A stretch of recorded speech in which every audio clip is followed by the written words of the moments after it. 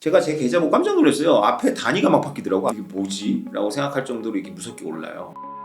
그런 분들 하시면 안 돼요.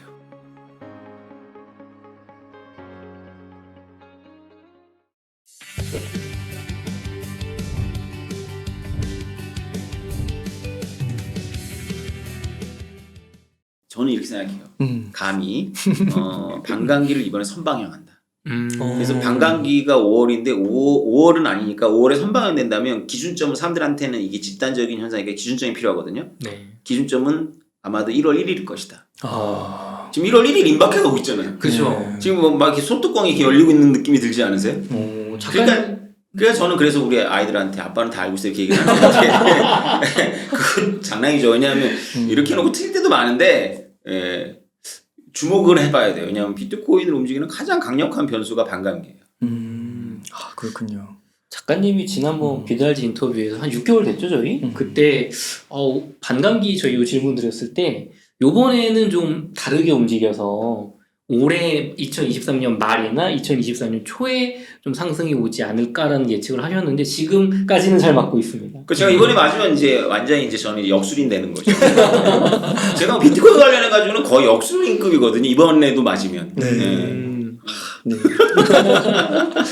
그러면 교수님 그 반감기 뭐 6개월 반영을 하든 아무튼 반감기 때 이렇게 효과를 받으면 버프를 받으면은 한 어느 정도까지 예상할 수 있을까요? 그것도 좀 쉽진 않아요. 왜냐면 이미 지금 비트코인은 제가 공부했을 때의 10년 전에 비트코인이랑 다르잖아요. 질량이. 그래서 이 무거운 질량이 그렇게 가볍게 원래 20배, 30배 봐야 되거든요. 고점 대비 고점이 아니라 저점 대비 고점으로 20, 30배를 봐야 되는데 지금 저점을 어디로 봐야 되냐면 2,500만 원으로 봐야 됩니다. FTX 터지고 나서 폭락한 게 2,500만 원이요. 근데 이제 회의론자들은 드디어 이제 빵원된다. 이제 뭐 10K 깨지고 $10,000 깨지고 이제 죽음의 소용돌이다 이렇게 생각했는데 2,500만 원 우리나라 돈 2,500만까지 가다가 반등했거든요. 거의 올해만 2배예요 지금. 맞아요. 네. 그래서 이제 2,500만 원 우리가 그럼 바닥으로 봅시다. 그거 곱하기 20이 얼마예요? 5억 아니요? 5억이죠. 네. 숫자상으로는 그러네요. 5억을 찍고 떨어지는 거죠. 근데 이거는 믿으면 안 돼요. 이거는 믿으면 안 돼요. 그래서 4억까지 버티다가 5억 기다렸다가 4억에서 폭락해갖고 나를 원망하시면 안 돼요. 와, 근데 진짜 이번에 저도 깜짝 놀란 게 비트코인이 빠져서 한 시총이 한 800조인가 됐던 것 같은데 이게 20%가 움직이더라고요. 하루에 15% 막 이렇게 움직이더라고요. 그러니까 삼성전자가 이거의 절반도 안 되는데 삼성전자가 하루에 15% 움직였다고 하면 우리나라 발칵 뒤집힐 것 같은데 비트코인은 아직도 이런 움직임이 살아있다는 게 대단해 보이더라고요. 와, 그렇군요. 작가님 비트코인의 시세가 지금 뭐 2,500만 원 저점에서 어쨌든 4천만 원이 넘고 지금 계속 올라가고 있는데 그럼 현재 투자를 해도 괜찮다고 보시는지요? 비트코인은 뭐 언제나 투자해도 괜찮죠. 왜냐하면 다만 이제 투자하는 사람이 이제 옛날에는 무조건 저도 투자를 권했는데 저도 이제 경험을 쌓다 보니까 모두에게 좋은 건 아니더라고요. 예를 들어서 원래부터 태도가 그러니까 자산을 대하는 태도가 원래부터 좀 어긋나 있는 분들은 뭘 해도 사실은 아무리 좋은 걸 갖다 줘도 비트코인보다 더 좋은 걸 갖다 줘도 아마 실패하실 거예요. 맞아요. 그러니까 비트코인도 당연히 제로섬 게임입니다. 그 안에서는. 그러니까 장기적으로는 모두가 이득을 볼 수 있도록 우상을 할 거라고 저도 보지만 그 단기적으로는 누군가를 뺏거나 뺏기는 거죠. 그런 게임으로 비트코인을 삼을만 해요. 왜냐하면 워낙에 그 삼성전자가 보여주지 못하는 그 등락폭이 있기 때문에 자기가 역방향으로 간다는 생각을 하거든요. 고점에서 팔고 저점에서 사고 그렇죠. 저점에서 사서 다시 고점에 팔고 이런 생각을 다 꿈꾸잖아요. 그러면 자기가 엑셀표 돌려보면 한 1년에 한 몇 배 먹거든요. 그런 분들 하시면 안 돼요. 그런 분들은 그렇게 움직이시기보다는 공포감이 있기 때문에 올라갔을 때 사시고 지금 같은 데 막 사는 거죠. 불안하니까. 그리고 떨어지면 더 불안하니까 팔아버리고 그렇게 거꾸로 타죠. 오히려. 그래서 등산이 아니라 스키가 될 거예요. 그 마이클 세일러 보니까 막 회사 돈으로 레버리지 막 땡기고 주식 자기 거 팔아서 그 돈으로 막 비트코인 사고 막 그러더라고요. 그분들이 뭔가 본 거죠. 제가 2014년도에 본 거를 본 거죠. 확신을 가진 거죠. 그래서 이번 급등할 때 드디어 계좌가 플러스가 되셨다고 그러더라고요. 와. 만약에 5억 정말 되면 근데 그분도 비트코인 이제 팔면 멍청이라고 바보라고 막 그러시더라고요. 언제든지 사도 되고. 맞아요. 그렇군요. 저도 올해 그 막 전쟁 나고 이래서 그 곡물 주식이라든가 이런 쪽에 투자를 했는데 사실 그쪽은 수익률이 형편없고 비트코인만 계속 올라가는 거예요. 올해 뭐 모든 자산 중에 거의 유일하지 않나요? 물론 저점보다 조금 올라온 뭐 주식 같은 것들도 있겠지만 네. 상승폭이 정말 대단한 것 같습니다. 네. 네, 비트코인이 죽지 않는다라는 거에 대한 깨달음만 생기면 네. 다른 차원이 좀 보이실 거예요. 근데 사람들은 늘 그거에 속죠. 이게 아무것도 근거 자산이 없다 보니까 그게 비트코인의 장점인데 사람들은 반대로 알고 있죠. 그게 단점인 줄 알고 없어질 거라고 생각을 해요. 떨어질 때 무섭게 떨어지거든요. 지금 몇 주 동안 제가 제 계좌 보고 깜짝 놀랐어요. 앞에 단위가 막 바뀌더라고. 앞에 숫자 단위가. 네. 숫자가 막 바뀌어. 잠깐 내가 다시 봤나? 맞아요. 불과 저는 뭐 매일 보진 않고 한 열흘에 한 번씩이나 보는데 바뀌어 있는 거예요. 앞에 숫자가. 이게 뭐지? 라고 생각할 정도로 이게 무섭게 올라요. 근데 떨어지는 이거보다 더 이걸 오를 때는 그래도 한 지금 2, 3주 보여줬잖아요. 오르는 걸. 떨어질 때는 뭐 하루 만에 이 정도 할 수 있습니다. 비트코인 아직도. 그러니까 오태인 작가님 지금 말씀 중에 그 근거가 없다. 그래서 이게 비트코인의 강점이다. 이 말한 거를 제가 과거에 오태민 작가님 그 지혜족보 채널에서 영상에서 봤을 때 이거 엄청 충격이었거든요. 그러니까 사실 많은 주식하시는 분들은 재무제표나 그 기업 탐방을 통해서 뭔가 CEO를 보고 그렇게 했을 때 튼튼하거나 판단했을 때 자기의 돈을 넣고 더 튼튼하면 더 넣고 이렇게 가는 건데 화폐적 현상으로 설명하시면서 그게 되게 센세이션했거든요. 그게 또 지금 벌어지고 있으니까 이게 더 소름이 돋는 것 같습니다. 그렇죠. 그거를 깨달으면 진짜 세상이 달라 보여요. 원래 깨달음이라는 거는 이게 세상을 완전히 180도 뒤집어서 보는 게 아니고요. 자기가 어떤 깨달음을 얻으면 원래 알고 있던 걸 더 잘 알게 되는 거죠. 오히려 더 상식적이 되는 거예요. 화폐 현상이란 그런 거죠. 그러니까 근거 자산이 없다라는 거에서 사람들이 비트코인을 공격하는데 저는 사람들이 하나를 놓치고 있다라고 봐요. 근거 자산이 없으면 원래 비트코인 같은 우리의 상식으로는 비트코인처럼 가격을 가지면 안 돼요. 그렇죠. 근데 근거 자산이 없는데 가격을 가졌잖아요. 거기서부터 고민을 시작해야 돼요. 근거 자산이 없는데 지금 이게 글로벌하게 4천만 원, 5천만 원 사이잖아요. 맞아요. 이거 심각하다는 뜻이에요. 이거 매우 심각하다. 근거가 있어도 이 가격을 가지기 어려운데 근거가 없는 게 몇 년째가 뭔가 10년이 넘게 이러고 있으면 뭔가 이유가 있으니까 공부를 해야 될 텐데 우리는 반대로 저거 근거가 없으니까 곧 뭐 빵원 될 거야. 그러고만 있다. 지금 사람들은 4천만 원, 5천만 원이 뭐 근거가 없는 게 말이 되라고 생각하겠지만 시간을 돌려볼게요. 제가 비트코인을 발견했을 때 한 40만 원에서 60만 원 진폭을 왔다 갔다 했거든요. 그때는 그게 싸게 느껴졌을까요? 근거가 없는데. 아니요. 말도 안 되는 거예요. 그때 똑같아요. 그때 저는 그래서 이거를 해결했어야 돼요. 이게 말이 안 되든지 아니면 내가 알고 있었던 게 잘못됐든지 둘 사이에 양자택일을 해야 되는 상황이었던 거예요. 그러니까 내가 내 생각을 바꾸든가 아니면 이거를 완전히 부인해버리든가. 근데 보통은 스트레스를 받으니까 이걸 부인하죠. 그렇죠. 근데 이거를 보면 볼수록 이거는 이상한 현상이거든요. 그렇죠. 그러니까 저는 선택을 했죠. 제가 알고 있던 게 틀렸구나. 와. 내가 알고 있던 게 틀렸구나. 난 리셋을 해야 되는구나. 내 알고 있는 지식을 리셋해야 되는구나 라고 결론 내린 거죠. 작가님 그러면서 그 책 이번에 쓰신 책에서 비트코인은 올인어굴이다 라고 표현을 하셨거든요. 네. 이게 맥락이 맞을 것 같은데 지금 어떤 의미인가요? 올인어굴이라는 게 이제 오세아니아, 호주의 태즈메니아에 서식하는데 1700년대에 선원들이 발견해가지고 유럽에 보냈어요. 그랬더니 유럽에서 이게 뭐 오리같이 생긴 게 몸은 비버고 그리고 알을 낳는데 엄마가 젖을 먹여. 그러니까 이게 완전히 인어같이 느꼈던 거예요. 인어. 그러니까 사람들이 그런 거 환상 속에서 만들어내잖아요. 그래서 이게 뭐 이렇게 막 재봉을 했다 이렇게 생각을 한 거죠. 근데 이게 철학에서 되게 중요한 주제예요. 올인어굴이가. 왜냐하면 얘가 한 80년 지나가지고 이제 알을 낳는 포유라는 그 항목을 만들어가지고 얘를 넣어요. 그러니까 그전에는 얘가 있을 곳이 없었던 거예요. 존재한다는 걸 알았는데 존재하면 안 되는 거죠. 오리도 아니고 너구리도 아니고. 그러니까 우리말로는 올인어굴인데 이제 학명으로는 이제 뭐 다르겠죠. 그러나 이제 알을 낳는 포유류니까 우리 생각에는 알을 낳는 포유류가 있을 수 있다고 생각하면 되는데 포유류를 하면 알을 낳으면 안 되는 거라고 생각한 거죠. 그렇죠. 여기가 이게 우리 생각에는 멍청해 보이지만 이걸 가지고 좀 묵상을 해보셔야 돼요. 나는 이런 식으로 접근하지 않을까?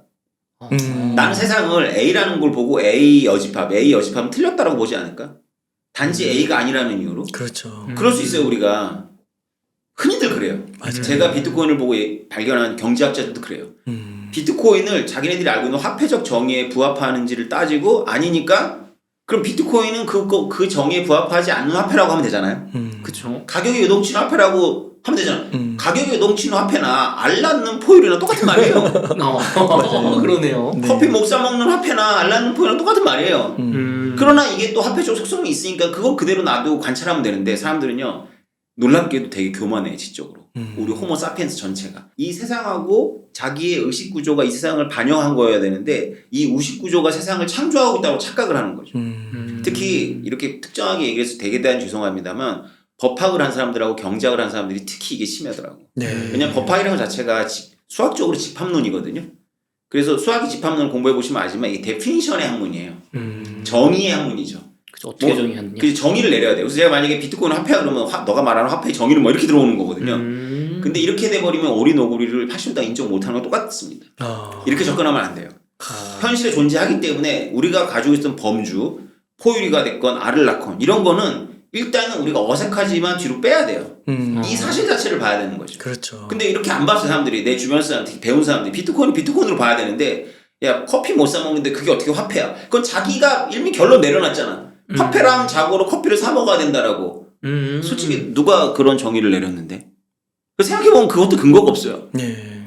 뭐 심지어 이럴 수도 있죠. 그거 금이 아니니까 화폐가 아니야. 그 금만이 화폐라는 정의 속에 있는 거야 그 사람은. 그럼 우리가 쓰고 있는 달러나 원화도 다 돈이 아닌 거죠.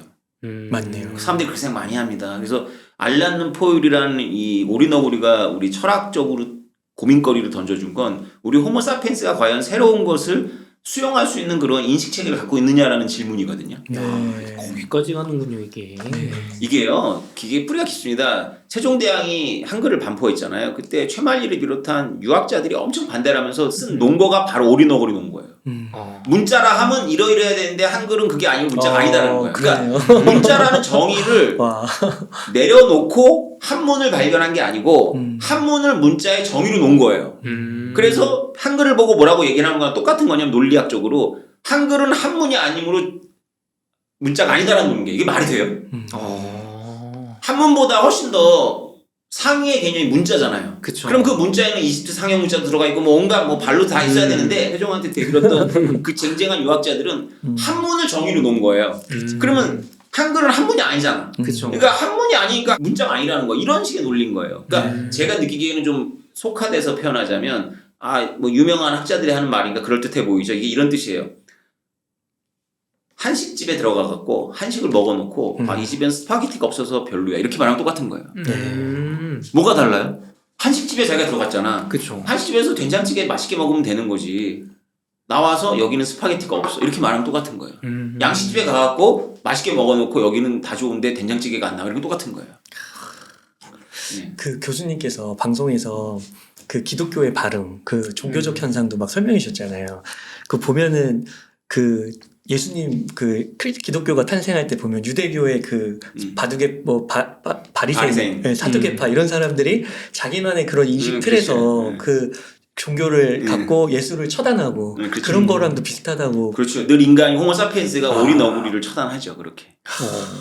그 대표적인 게 일론 머스크의 전기차예요. 저는 2006년도에 똑똑한 학생들을 가르칠 수 있는 어떤 행운을 얻었는데요. 그때 제가 2006년도 이럴 때 학생들하고 했던 게 뭐냐면 자동차라는 말이 어원을 따졌어요. 자동차라는 게 한자로 쓰면 자동차, 영어로 쓰면 오토모빌이거든요.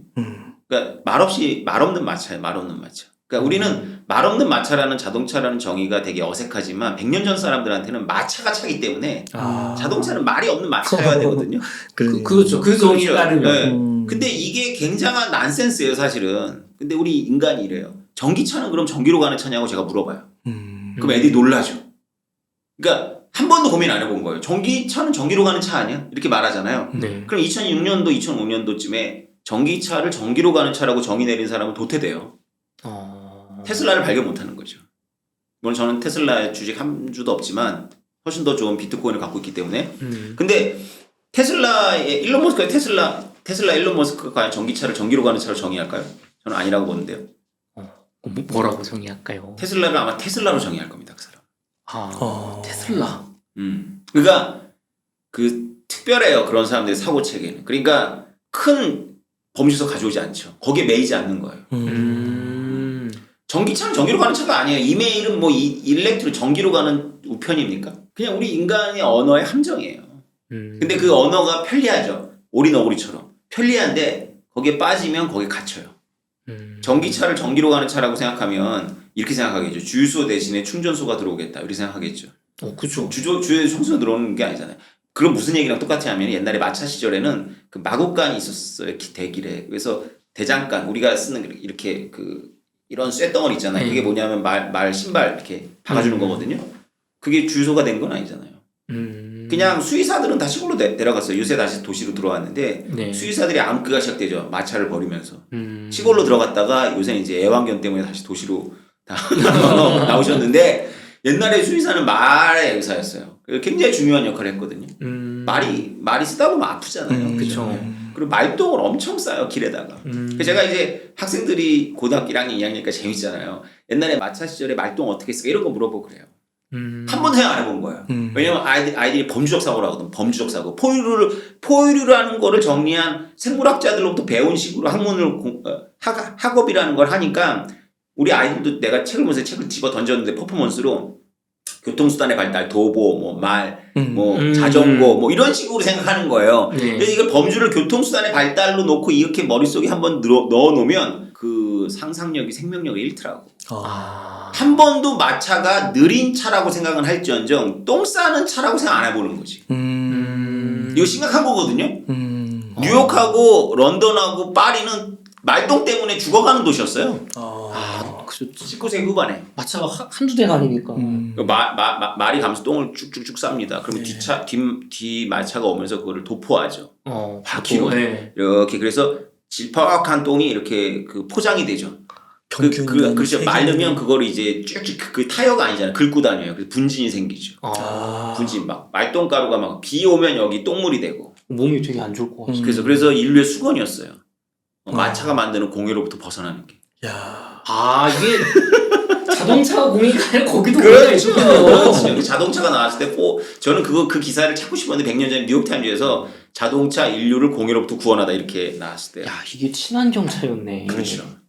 그럼 교수님 전기차는 전기로 가는 게 아니면 뭘로 가는 건가요? 그렇게 생각하면 안 되는 거예요. 그러니까 전기로 가는 차죠. 네. 전기차는 전기로 가는 차지만 그 어휘는 말 없는 마차랑 똑같은 어휘라는 거예요. 하나의 속성만 가지고 이거를 데피니션을 내렸다고 착각을 하는 거죠. 완전히 그냥 테슬라는 테슬라다. 그렇죠. 새로운 걸로 딱 그렇죠. 봐야 되는 건데. 움직이는 컴퓨터라고 볼 거야. 그렇게 볼 수도 있는 건데. 차라는 것에 그렇죠. 갇히면 안 되는 건데. 저는 공간으로 봤습니다. 공간으로? 네, 저는 요건 조금 깼어요. 부동산 투자를 하다 보니까 요게 나중에 주택을 대체할 수도 있겠다. 나중에 큰 어떤 버스 같은 크기 정도 돼가지고 주택을 그러니까 결국엔 여기서 영화도 보고 게임도 하고 사고가 안 나는 그 AI가 되면은 동력은 전기지만 그냥 공간 거기서 뭐든지 할 수 있는 이동식 공간 컴퓨터가 운전해주고 저는 그걸로 봤는데 전기 산업 분야에서 볼 때는 또 움직이는 축전기로 볼 수도 있어요. 왜냐하면 전기차가 화석연료를 떼어서 만든 전기를 쓴다 할지라도 친환경차가 되는 이유는 우리 비트코인하고 관련인데 전기 산업이라는 것 자체가 피크타임에 맞춰놓기 때문에 대부분의 전기를 버려요. 절반 이상을. 평상시에는. 그러니까 전기차를 충전을 피크타임에 할 필요 없잖아요. 가격 제도를 만들면 새벽에 해버리고 하면 되니까 그런 게 필요했던 거예요. 전기 산업 측에서. 와. 남는 전기를 유익하게 소모해줄 뭔가가 필요했던 거죠.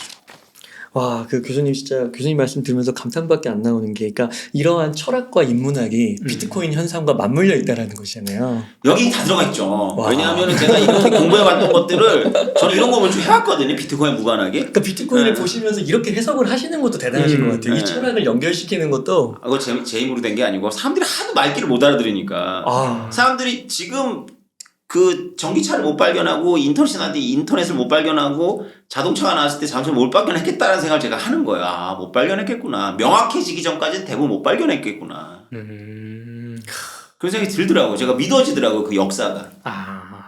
왜 영국에서는 빨간 기대법이라는 게 있잖아요. 자동차가 말을 놀라게 하니까 자동차를 달리게 하려면 앞에 빨간 깃발 흔들고 뛰어가고 뒤에도 수습하면서 와서 운전자 말고 2명의 보조자가 필요해요. 자동차보다 뛰어가야 되고 차 옵니다 이러고 자동차 뒤에 오면서 뒤에 수습해야 되거든요. 이 법을 말해 빨간 깃대법. 그래서 영국이 자동차를 먼저 발견해놓고 산업적으로 뒤처진 거죠. 미국하고 독일에 비해서. 네. 그 악법 중에 악법이거든요. 그러니까 사람들은 자동차가 마차가 달리는 길에 달릴 거라고 생각을 한 거예요. 그게 그 언어의 한계거든요. 말 없는 마차니까 마차가 안 다니는 길 위에서 마차길에서 다닐 거라고 생각한 거죠. 자동차는 마차길에서 못 다녀요. 자기 길을 창조해야 되겠죠. 아, 전기차도 그렇지 않겠습니까? 산업을 재창조해야 돼요. 단순히 전기 충전소 그 주유소처럼 그것만 깔아준다고. 그게 테슬라가 아닌 레가시 전 자동차 기업들의 사고 방식이잖아요. 하이브리드로 가는 그들이 가는 최선의 하이브리드 아니에요. 네. 기존에 있는 자동차에 관련한 종합 컴플렉스 망을 다 정제해 놓고 그걸 전기만 바꾸는 거잖아요. 근데 테슬라는 접근 안 하잖아요. 조리품 만드시 접근하잖아요. 맞아요. 기가프레스. 저 진짜 소름인 게 최근에 그 일론 머스크 자서전이 나와서 그거를 읽었거든요. 근데 지금 오태민 교수님이 말하는 게 나와요. 일론 머스크가 그렇게 산업을 정의하고 전기차를 그 정의해가는 방식이 나와요. 와, 소름이 소름. 제가 2005년도 2006년도 학생들에 강의했었다는 거 아니에요. 네. 아빠는 다 알고 있다는 우리 애들 방에서 나오셔야 될 텐데. 더 깊이 들어가신다는 이거를.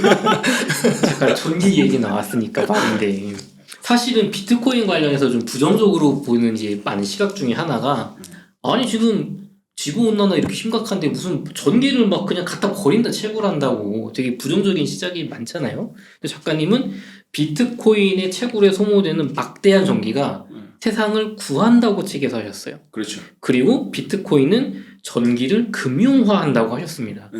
이건 무슨 의미인가요? 막 지르는 거죠 뭐. 화가 나니까 못 알아들으니까